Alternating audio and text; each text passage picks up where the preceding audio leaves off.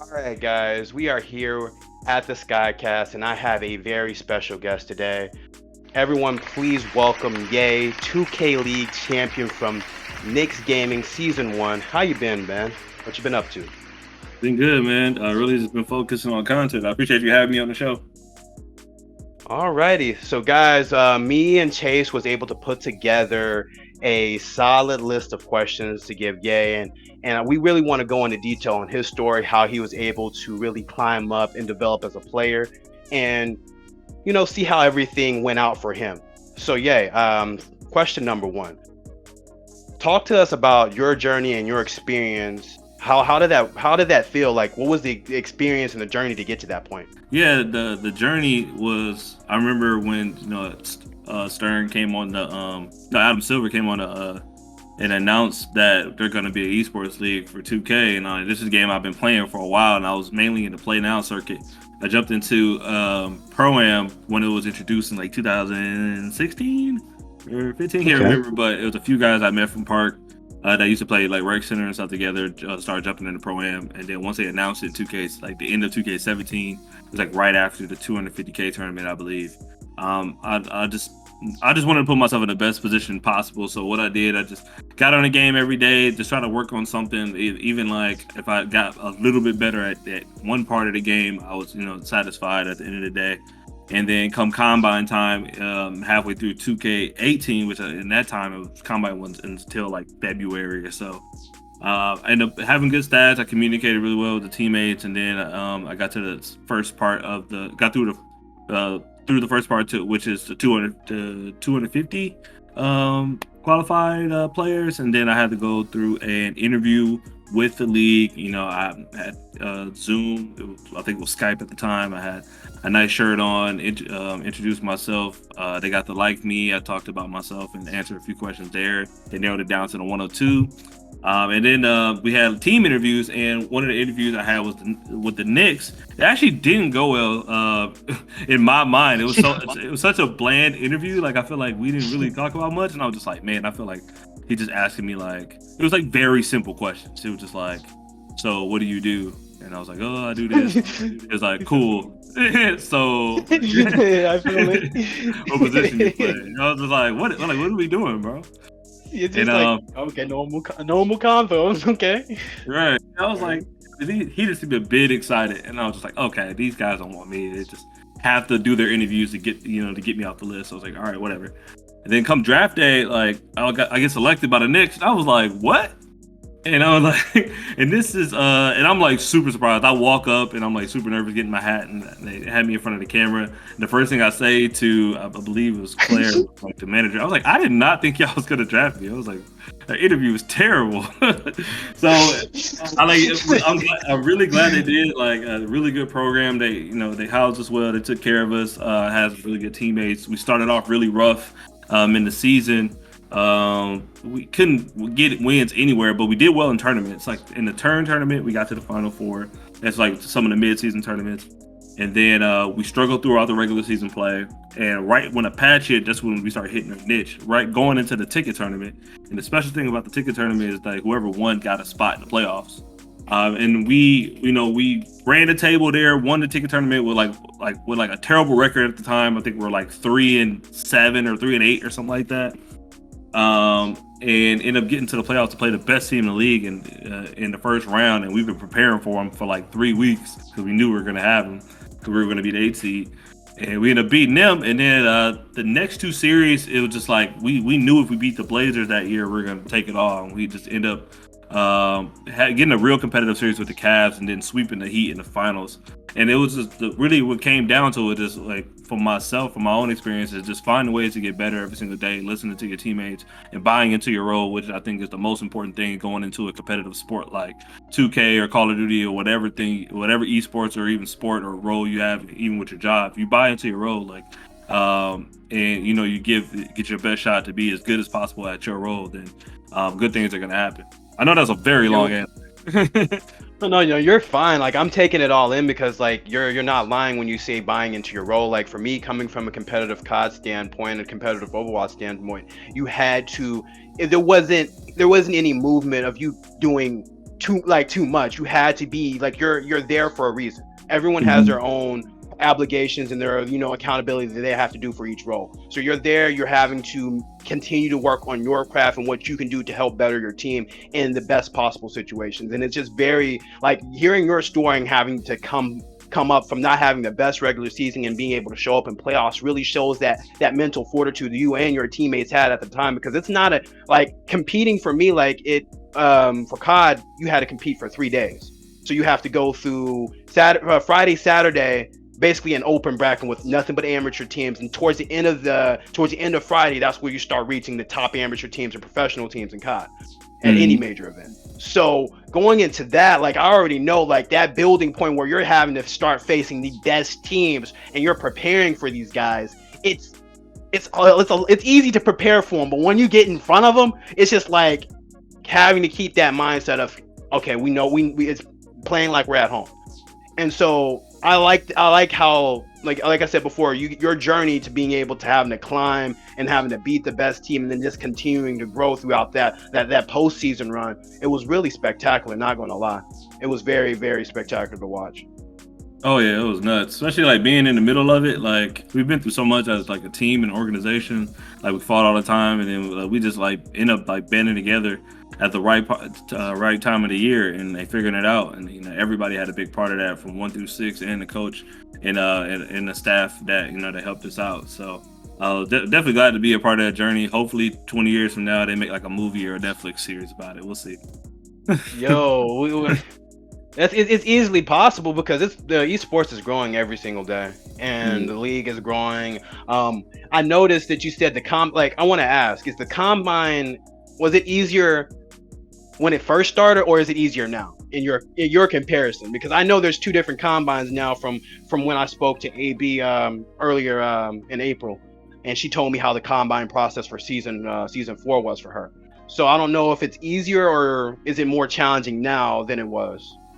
I know season 4 is a bit different because you had like the regular combine, which you kind of had to be, you had to win your tournament to even get in the combine for one, and it wasn't like you just had to play a couple like pro am games or rec games to get in.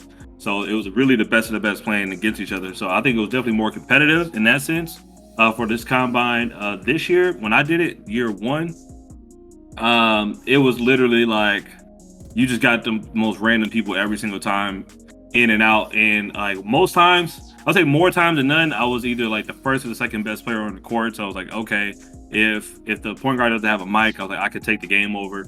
If he is, I can I can tell him what I see, I can communicate, I can do everything that within my role and within my power to do. And then if we win, we do. If not, no big deal. Like my record, Okay. like my record wise, season 1 wasn't like great in terms of like the crazy like combine records you see now. Like I think I Mhm. went like 25 and 15. I hadn't played like 40 games on the shooting guard, and like I was on a shooting guard build that wasn't like a super strong shooter either. It wasn't like a pure sharp. It was like a slashing. It was more of built on like being able to dribble, shoot mid range, dunk the ball, and like get on the break, and like and that's what I used it for. And it ended up working out in my favor. So I was like, but in terms of like comparing the two, it's like apples to oranges. I think for the people who are really competitive and all the really good players, I think it's better being able to play with the best and playing against the best in the pool. But from the folks who didn't get a chance to get into the tournament, I mean, who didn't win the championship because they couldn't like, find a good team, or they just couldn't get on the run for those league tournaments to qualify for a combine, it might be worse because they just don't get that shot to jump in with the best. Opportunity. Yeah, Yeah. the opportunity, because most players, like in that sense, they already know what type of players that they already want to play the best, try to play with the best to go into those type of tournament situations. So Yeah. unless you can be able to put together a really solid team, and then you can be able to beat one of those best teams towards the finals of one of those tournaments that's listed for the combine, then you're not really getting an opportunity. Yeah. So I Exactly. see, I see where it can be a little bit challenging. I can see where it can be like, but like you said before, it's also challenging of doing what you did in season 1. Not discrediting how challenging was then, because it probably could have been a whole lot harder since it was new and everybody wanted to get in at the time. So Yeah, true. So like, especially when there's a few players like I've seen in like these tournaments, they like have to pick their friends like four of their friends to get in, but it was like one guy on the team would be really good, and then the rest of the team would be terrible, like super trash, and they'll get blown out by like 90, and I'd be like, damn, that's tough. And like, and watching it, I was like, man, if that person was in the combine the way it was, like they have a way better shot. Yeah, I feel it. All right, so the second question we got, I know that was kind of large, everybody, but we gonna keep going. I love it. I love having it. So we have, how do you feel about the growth of the league moving into season 4? I kind of think we went over a little bit earlier, but we can touch base on it a little bit more.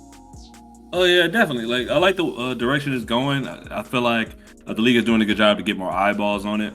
I think there's a lot more like awareness in the world actually about the 2K League than it was season 1 for sure. They branched out. They had getting on Twitch, of course, YouTube, and it had time on ESPN too. Players are becoming more. They're trying to make it's been tough, like trying to make these guys like more like world-renowned superstars. I know, but they're putting Bear's face around on everything. Like they did a really good job getting his name out there, and he's starting to get more love. I think in a few years, 2K can kind of match that like bandwidth that like Call of Duty has, and probably start seeing some more LAN tournaments open up for the amateur scene. And I would say like in a few years, it's tough right now because it's so brand spanking new, kind of came out of nowhere. So it's going to take a few years to build, but I do believe that I do like the direction that it's headed in. Oh yeah, without a doubt. Like I can see like my biggest ideas. I have some ideas that I'm going to be wanting to pitch out. But also like you said with LAN events, like for competitive Call of Duty, it really just takes the community. Because COD, yeah, we had our major events for back in the day when MLG hosted events, UMG hosted events. Nowadays, it's Pro League. So now you still see some amateur lands, but you don't see a lot because of the Pro League and then the Challengers League and things of that nature, because they went and franchised and everything like that. So now COD is a little bit different, but back then when I was competing heavy, there was multiple different gaming sites hosting different leagues, hosting different prizes. So it really just takes the community to get involved more, to honestly open up to hosting LAN events and having people send out and getting those team passes. But I feel like like you said, it's so new. It's going to take the community to get to that point, because I feel like right now to get 5 people to fly out to go and compete at a major event or whatever, it's going to take a decent amount of, like, I would say, an incentive for them to do so. And Right. with the community being so small right now, I don't think it'll actually benefit. But always hosting bigger tournaments, I'm seeing newer leagues pop up every single day. So I feel like the more it's publicized, the more people are doing more content, the better. I do feel like some of the pros should really look to how and really push their content a little bit more. Like, Yeah. for example, Chalk, he pushes his content. I feel like a lot of pros need to put their face behind it, because you cannot be shy being in your position. If they're listed as a professional player, there's so many things that they can build off of. You don't really see too many professional players getting on YouTube and making tutorial guides, or making just regular videos, chilling out. Like get involved with their communities, because that helps build the community in a positive manner. If we have more pros actually pushing towards, like you said, Bear does, and I follow Chalk a lot as well. So like a little bit more people start doing that and start getting the name out there, it'll help. Like I said, it'll help a lot. Yeah, without a doubt. Definitely. I remember like I was hosting a show here with Napex for the Prospect Nations, and one thing I'll try to like push for these guys, like once they get into the league, is like the league shouldn't be the goal. It should just be like the stepping stone. I'm like, that's when you have the platform to promote whatever you want to promote. If you're passionate about whatever, like this is your moment. You have to capitalize on it while you're in there, because I didn't do that. You know what I'm saying? Now I'm doing it from the outside again, and it's a little bit different. Yeah. Yes, sir. Like I definitely, like, that's the position I'm currently in right now. When I had the opportunity to go and sportscast for a local football team. They're USL. They're right below the Major League Soccer, so they're division lower. But I got a chance to go and do a local team, Energy FC. And for me, in my perspective of doing that, it opened the doors for me doing a little bit more from other local teams, and it can open the door for me, honestly, to go and do stuff with the Thunder, because I'm meeting people from there now. So like it does, when you get into that position, like you said, when you get in that position where you have the platform, you need to utilize it while you're there, because it's only a matter of time. Like if you're not constantly being consistent, you can either fall off to where you're not there anymore, and it's harder to get back in that position. You know what I mean? And it's not like it's impossible, because I've seen a lot of people who fell off and then came back and fell off and came back. So it's not impossible, but it's when you get there, you want to utilize that time, because you don't know how long you have. You know what I mean? You don't know how long you're going to be a professional player. You don't know long if you're going to get drafted or being kept for next season. You don't know that. So you have to make sure when you're there, capitalize on the opportunity, without a doubt. Definitely, 100%. Alrighty, so we got question number 3 here. What's your plan moving forward? Well, hold on, let me reread this, because he kind of messed up the words. Hold on. All right, so what's your plan moving forward with content? Like, I've seen you do your YouTube videos. I've been seeing you drop out and pushing some guys from the AM community and stuff like that are solid and looking really good for next season. Like, so what, like, are you planning on just continuing that, or what you got in mind? Like, what's in the hat? Kind of excited to see what you got planned. Yeah, right now what I've been doing, like with the 5 Wide segment, that's just kind of blowing up in the community at the moment. Just trying to give exposure to the guys who really been putting the work in Pro-Am.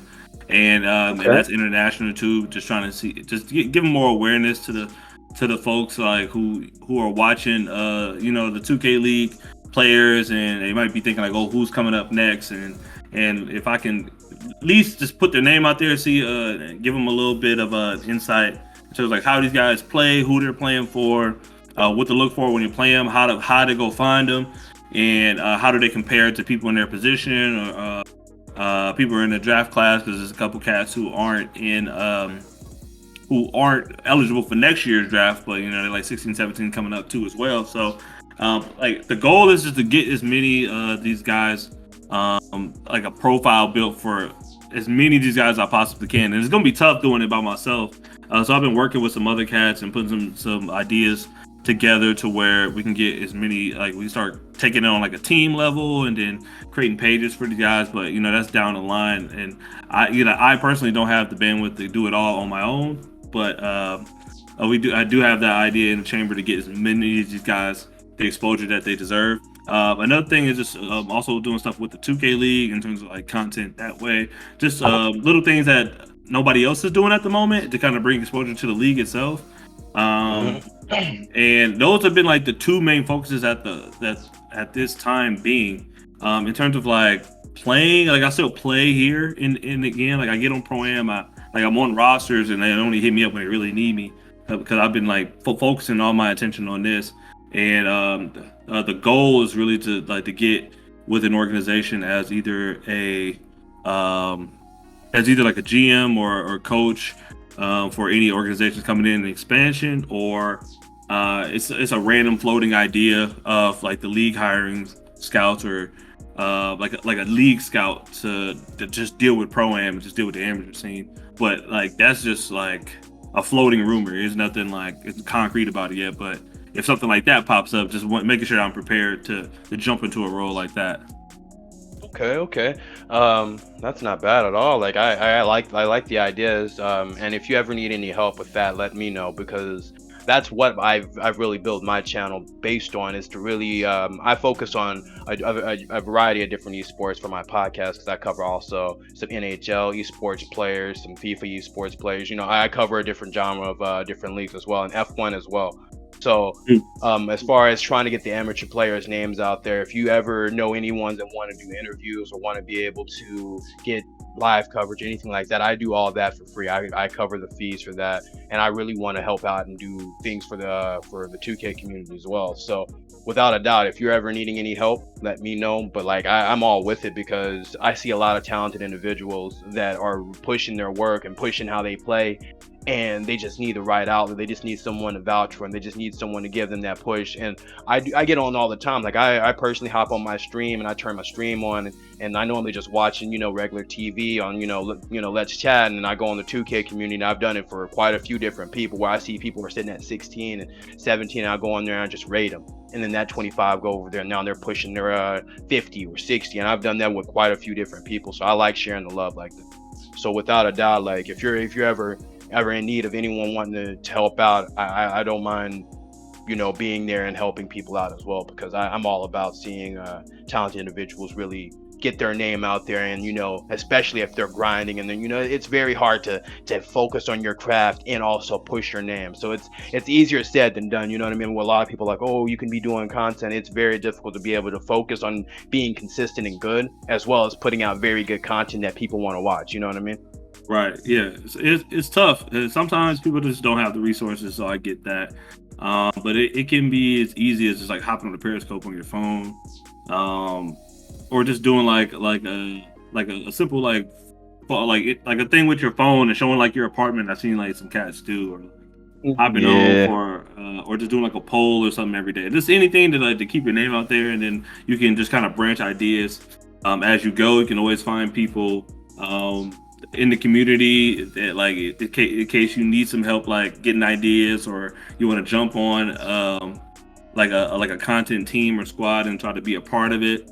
It's a few ways it's a few different ways you can go. It is tough when you don't know. It's kind of hard to like really know where to start at times, but like you can also just try and error. It's like trial and error. You can just start something and see if it works. If it doesn't, it doesn't. You can keep coming up with Yeah, something like until it does. yeah, there's no bad idea in my opinion. As long as, like, for me, if one idea don't work, I alter that idea. Okay, we try it this way. Okay, you know what I mean? There's Right. always, you have to stay on your toes. There's always different methods of doing it. So True. we got a few more questions left. Right now, who do you think is the top underrated players in pro am teams right now? Like, It's a this is your time to dish out some good names, some people that that's just up and coming in pro am teams. Or any small pro am player, pro am, any players, individuals, or teams that right now that's not in the league. Yeah, with post draft is still. I wouldn't even say it's like super early. It's not as early as it was like a couple months ago, but it's a few different players that are kind of like like starting to make a lot more noise in the pro am circuit right now. There's one cat that I didn't know anything about until the combine, and his name is Unguardable. He's a point guard. He's playing for believe one of the liquid teams. And I talked to a couple I talked to a couple coaches about him, and they were like, the only reason he didn't get drafted because nobody knew who he was until combine. And they were like, he's really good though. He's like, give him another year, he could be a lottery guy. And like I watched him, he has like this league, like this like prolific like patience about the way he plays. It seems like every decision he makes is like always a right one. He takes smart shots. He doesn't like shoot his way out of games or shoot his opponents. Shoot his team out of a game. I don't. He's normally not the one streaming, or when I am watching a stream, I have like some else going on, so I don't hear the way he talks. But I haven't heard anything bad about like him as a teammate yet, and like I really love his game. It's another cat named King Hod that I did a piece on too as well, and he's like a scoring demon. He can score from anywhere on the court. He kind of over dribbles at time, but it's times where like the defense can't even adjust to like guard him. They'll send two guys and he'll still score. They'll try to hand him off to the lock and get him doubled in the corner and still find a way to score it. And it was like guys like that where they're just doing something slightly different from the other guys in the pack who just want to dribble on a screen and roll and do the typical stuff. It's acknowledging the skill gap in these two players, and like they're not getting enough love at the moment. And those two guys I've been seeing lately. And then of course there's like the centers. There's this cat Guapo who's looking really good at center. Classic Ant looking really good at center for no fear. I just did a thing on Logic Stark who's playing sharp lock. It's a few cats that are like starting to get to build their names at this point in time in post draft. That they need to keep improving. That way, when pre-draft come around and all these pro players get back on the sticks and get back on the pro am scene, that they can start dogging these guys and get their names out there and increase their stock. So the one mistake that these guys do, they look good in pro draft, post draft, and then they just fall completely out like off in pre-draft, or they don't play post draft and they try to like pick up where they left off in pre-draft, and they just kind of run into the same cycle. Like, got to rebuild your name up. You got to show again that you can hoop, and then you get to the combine. It's like, okay, what did you do post-draft? Did he keep playing? It's like, no. It's like, okay. How did he look pre-draft? Feel like, oh, pretty good, but not better than last year. And people take these things to account, and like they don't these scouts and these coaches won't say it out loud. They don't get on Twitter and really specifically say what they're looking for. But I'm like literally giving you the secret sauce here, just to keep playing the game and get better and keep your name out like there.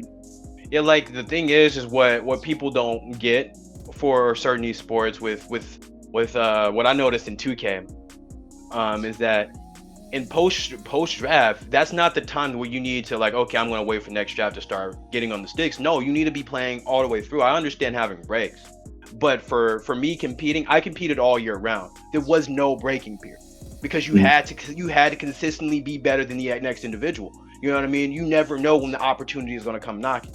So you always want to be ready. Like for example, I see a lot of the people who did get drafted they played yearly because of the fact that when they got to the point where, you know, combine and draft season was around and some of the old players coming back from, you know, post draft, they're dominating them because of the fact that they simply just been playing on the sticks longer. They're not having to get adjusted to new builds. They already know what they're going into for the next game. You have to, like, for me, I feel like to be on that level, at least you have to at least stay consistent yearly. Especially after, like, even if you didn't make it, okay, that gives you motivation. All right, next year I'm going to make it. I'm going to make sure I make some noise.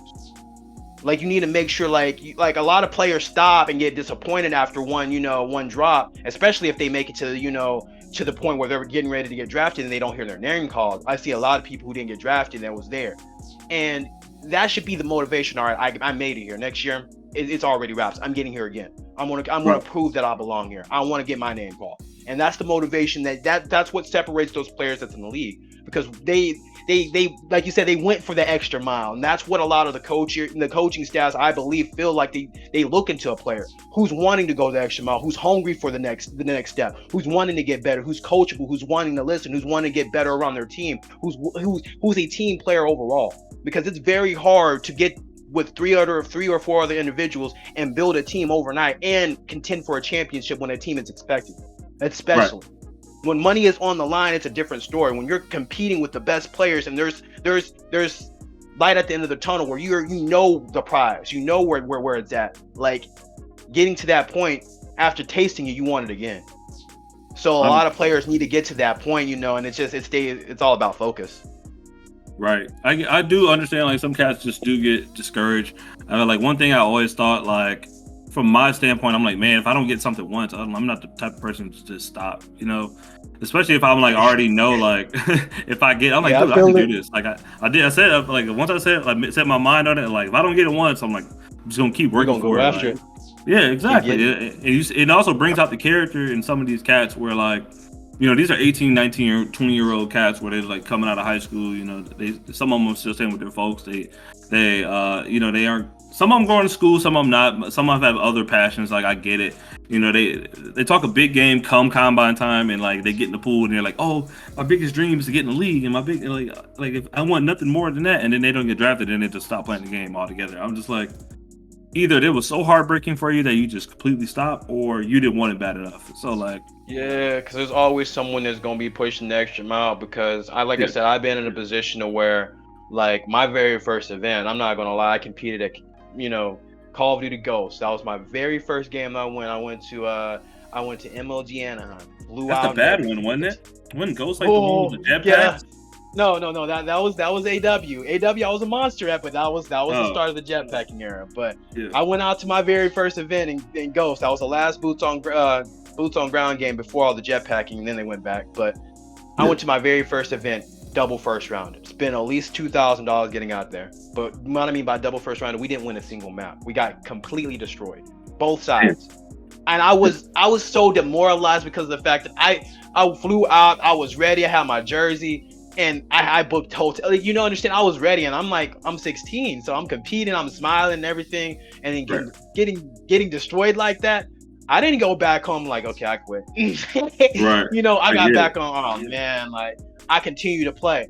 And I knew I wasn't the best respawn player, so Search and Destroy, when the Search and Destroy game mode came up in the rotation, that was my game mode. So I make sure I specialize in that. That's why a lot of the teams picked me up, because I was okay at respawn, but when Search came up, I led the charge. I knew how to play Search, so that was my game. So, like, it's just to the point where, like, you have to be hungry after those, like, I understand it hurts sometimes. You get me to take 2 to 3 weeks off and try to relax, try to focus. But if you're really after your passion, if this is really your goal to get drafted off to the league, to really push for it, you have to win every single step of the way, because you never know. Like you said, some of the coaching guys can be looking for you for next draft. They'd be like, okay, let's see what this guy's going to do now. Is he going to continue playing after post draft if we're not picking him up? You know what I mean? They probably sitting there, that you never know who's watching. And if they see you constantly posting, grinding every single day, you putting out a new video, by come next season, okay, this guy been grinding all season long. I already been watching. I've been keeping up to date with him. He's doing his thing. Okay, let's go again. I'm gonna get him this time. I ain't gonna miss out this time. He might can show up something. And you never know. That's what you never know who's watching. That's what I be telling a lot of people. Keep doing what you're doing, because you never know who's gonna pop up. You never know who's gonna show you some love. You never know what's going to happen. Expect the unpredictable. 100%. Yeah, definitely. And it's another thing. It's a couple casts where, like, I know in particular that I played with them. I played against them, where they're good and they do work hard, but they don't change anything. So, like, when I say change anything, I mean, like, they don't work on improving themselves either as a person or as a player.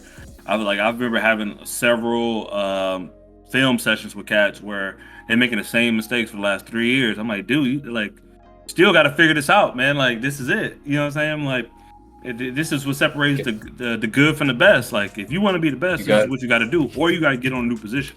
Like, it's this cat. I'm gonna put him out here because I love him to death. One of my favorite people in the community. I don't know if you know him. His name's Icy Tame, and like he's like kind of trolled on the community a lot because he rages at times. He's a cool dude. Like, he works hard. He plays the game every single day. He's always in the gym working on his ball handling, working on his shooting. But he still makes the same mistakes in terms of, like, the way he makes his reads. And he's also very short-tempered. But he's very short-tempered. He got to, like, develop this, like, calmness. Like, once he develops his calmness, or he goes to the sharp position where he can just be a maniac scorer and let somebody else run the point, and then he's going to be in the league. But he hasn't noticed that yet. And I'm like, I have to say this on a podcast. So hopefully he hears it. I'm gonna tag him in it. So make sure you remind me so he can listen to this. But that's what's literally keeping him out the league.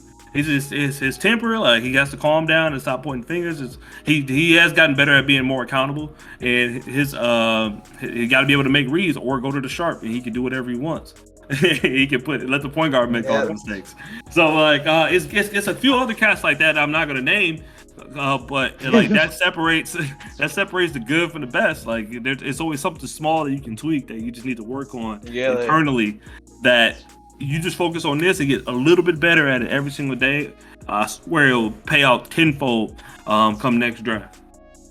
And, like, I want to just add a little bit before we get to the next question on that is, like, you have to be able to accept constructive criticism being an esports athlete. There's going to be people that's going to come in your stream. There's going to be people that's going to tell you, hey, you've done this wrong. And I don't want people, like, I understand in the perspective if someone comes in my stream and like, yo, Sky, you play like shit. I'm not gonna be like, all right, I'm gonna flame this guy. I'm gonna take it in a different perspective. Be like, okay, so what about my gameplay you didn't like? Ask him that. You know what I mean? Think about it. And I know it's hard to, but ask him. Be like, oh, you made a mistake here, here, and here. All right, bad. I record everything I do. So I'm like, okay, I'm gonna go back and watch. And if he's right, then I just learned something new. He just told me what I did wrong. Because a lot of people like to give out criticism, but they cannot ever tell you what you did wrong. So next time someone hits you with that, oh, you're shit, or you need to do this, that, and the third, or you're not playing your position right, ask them what you did wrong. Maybe they can tell you something, and at that point, you could be able to adapt and learn. You have to be coachable. You have to have that mindset. You just can't, like, and I'm going to say this because I used to be bad at it when I was a kid. When someone came in my stream and started flaming me, boy, I'm coming back at them. You know what I mean? Everybody it blows. You know what I mean? It blows. You feel me? Like, you're not gonna. Oh, you ain't coming to my stream talk. You know what I mean? But at that point, when I started getting older, to where I'm starting to learn and becoming a team player and understanding, I don't want to just do this. I want to win. I want to play the best. I want to win a tournament. When you start getting in that mindset, then at that point, you need to start thinking, like, why is he saying that I'm playing bad? What am I doing to do? What can I do to get better? Because if you're willing to do that, even if you're not the best player in the draft, if you're open to getting better, some of the coaching staff look at that as well. Oh yeah, he's not the best, but he's coachable. I can build him. I can utilize that. He might not be a starter, but he can come off my bench. You know what I mean? You have to think of that. Like, can I utilize him in in that perspective? You have to really, I feel like a lot of players take a breather when someone comes at you. Ask them. Obviously, if they're just being outright disrespectful, you know what I mean? That's Right. 2K. You have to take the banner. But if someone really tells you that you played poorly, don't take it as an offense. Ask him why you did. Because if he really has something on you, like, oh, like I get told all the time, like I have a lot of people that's outplaying me that's better than me, that I know a lot of good homies, you know what I mean? But Right. I'm just like, if they tell me all the time, yo, you doing this wrong, you holding the ball too wrong, woo, woo, woo. I'm taking it all in, okay. I'm learning. But you Right. have to be willing to learn that. You know what I mean? It takes time. It's very hard, especially being young. But like I said, I just wanted to add that you have to learn how to accept constructive criticism. Because if someone tells you that you can do that, and and they want you to play a certain way, you have to be willing to adapt to it. Especially if you're trying to get into the league, because it starts from here. Because if you're able to be coachable at this level, when you get to the league and one of the GMs or the coaches is telling you something, you have to do it. At that point, it's a whole lot easier to adapt. As far as not wanting to listen now, you go into the league and then someone's telling you how to play this way, you're not wanting to accept it. You want to play your own. And at that point, you see, that's how people get out of it. You know what I mean? Right. All in all. So I got one last question for you because I don't want to hold you too long. I've been enjoying our conversation and stuff. So, what's next on the next list for your journey? Like I see you joined a new a team. How's that playing out for you? What you got going on for that? Yeah. Yeah. I joined Self Made, one of the clans out here. Young, bunch of young cats, who doing their thing, and they're more focused on the comp like stage scene.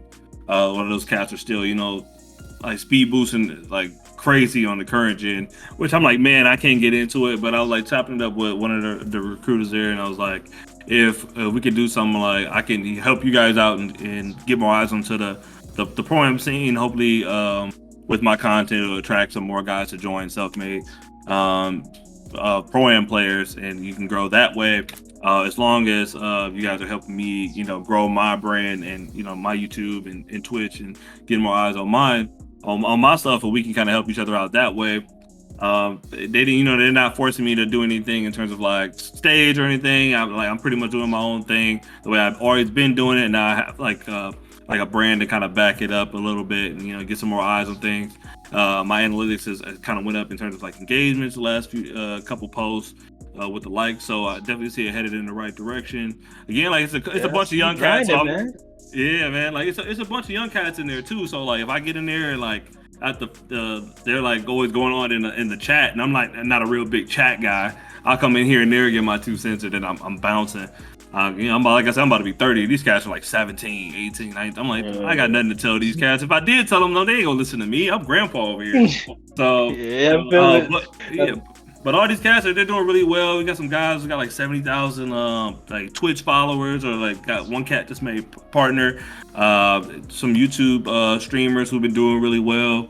Plan on reaching out to those guys, see like what's been working out for them. How do they start? Like what they've been doing to to grind to get to that point. Because I would love to get to a few thousand subscribers, especially with just the content.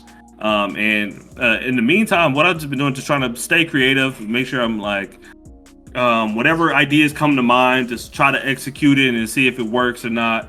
I got a decent amount of people in the community really backing me up in terms of like the content. Of course, everybody's not gonna like what you do, but like if video games taught me anything, if you start seeing like haters or enemies in any direction, that's how you know you're going the right way. So Yeah, like go ahead. I follow this saying that if you know who Opti Gaming is, competitive Call of Duty sniping back in the day.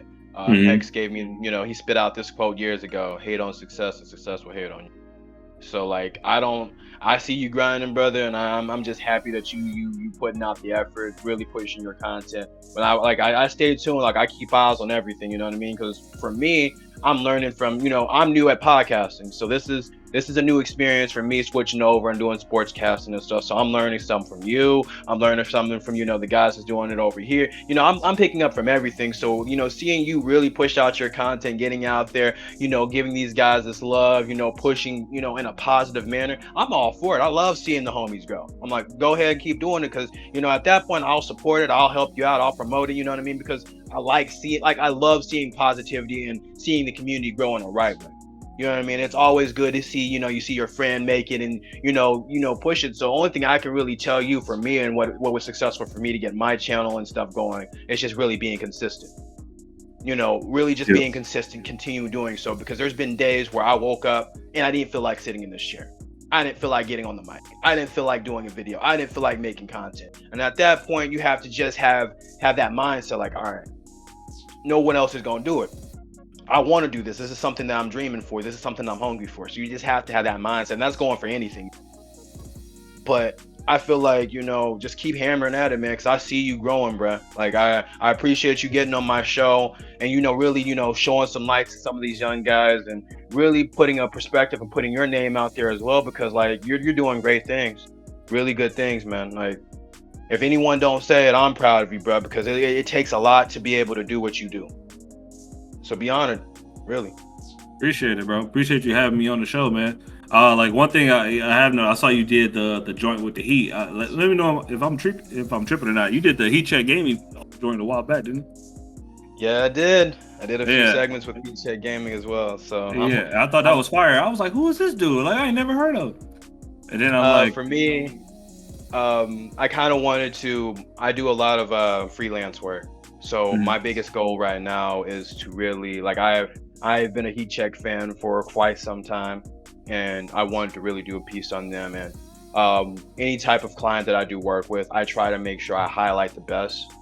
And for me, I feel like being in the community where cinematics, clips, trick shots, everything like that, being in a community where that's a thing, I wanted to make sure I highlighted the best I could for their scene, their location, and their team. And so that's kind of where my motivation is. I want to be able to tell a story each time I put together any type of video, anyone's work. I want to be able to give a story so people know this is where it's came from. You know what I mean? Right, for sure, man. Definitely need more people like you in the community, bro. Especially in the 2K community. Yeah, I don't get me wrong. Like, I've ran into like my ups and downs in this community so far, but I enjoy working with anyone who wants to be, wants to support. Like, it can be a person that, don't have the best attitude. I can work with them because I'm a communication major. If I went to school for it, talking to people, so I can work with the best of them. And I feel like, it just takes a positive influence to really push the community. You've been doing that. I've seen a lot of other content creators has been pushing the community in a positive manner. And it just takes those little guys to get the right amount of viewership, the right amount of audience to really push the community to a different way. Because like I said before, when it came down to I gave a prime good example, the COD pros, they can say something right now. Oh, this game is broken. This game is this. And you have 3 to 4 people with 300, 400K followers also talking about the same topic about this gun being broken. And then you'll see Treyarch and Activision fix it almost immediately. Right then and there. If it was a bad nerf, they reverse nerfs all the time immediately. I'm not talking 2 to 3 weeks out, 3 to 4 months out before it gets fixed immediately. And I feel like we can get the same results here, but with our community being small, it takes those people with the audience right now to be able to make a difference. But like I said, I'm glad I had you on board, and I appreciate your time, everyone. We're gonna call it wraps. We appreciate you guys for staying tuned to the Skycast.